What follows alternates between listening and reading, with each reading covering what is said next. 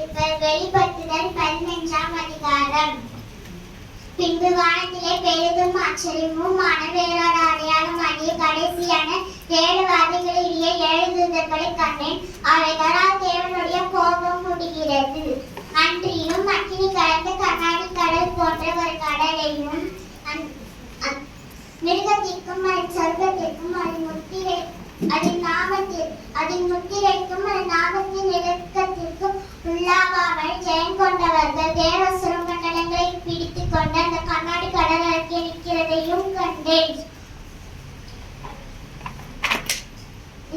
அவர்கள் தேவனுடைய ஊழியக்காரனாகிய மோசேயின் பாட்டையும் ஆட்டுக்குட்டியானவருடைய பாட்டையும் பாடி, சர்வ வல்லமை உள்ள கர்த்தாவே, தேவனுடைய கிரியைகள் மகத்துவமும் ஆச்சரியமும் ஆனவைகள். பரிசுத்தவான்களின் ராஜாவே, தேவரீருடைய வழிகள் நீதியும் சத்தியமும் ஆனவைகள். கர்த்தாவே, யார் உமக்கு பயப்படாமலும் உமது நாமத்தை மகிமைப்படுத்தாமலும் இருக்கலாம். தேவரீர் ஒருவேளை பரிசுத்தர்.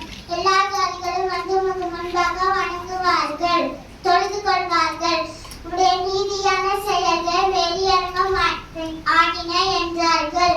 இவைகளுக்கு பின்பு நான் பார்த்தபோது இதோ சாட்சியின் கூடாரம் ஆகிய ஆலயம் திறக்கப்பட்டது. அந்த ஆலயத்திலிருந்து 7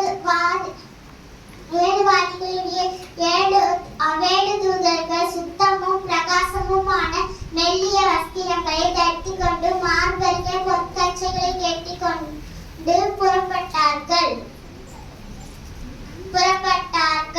அப்பொழுது அந்த 4 ஜீவன்களில் ஒன்று மிருகத்திற்கும் அதன் சொர்க்கத்திற்கும் அதன் முத்திரைக்கும் அதன் நாமத்தின் இலக்கத்திற்கும்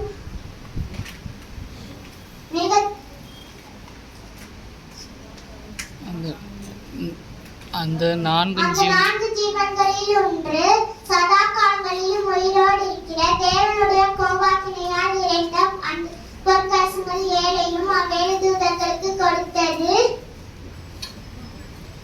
அப்பொழுது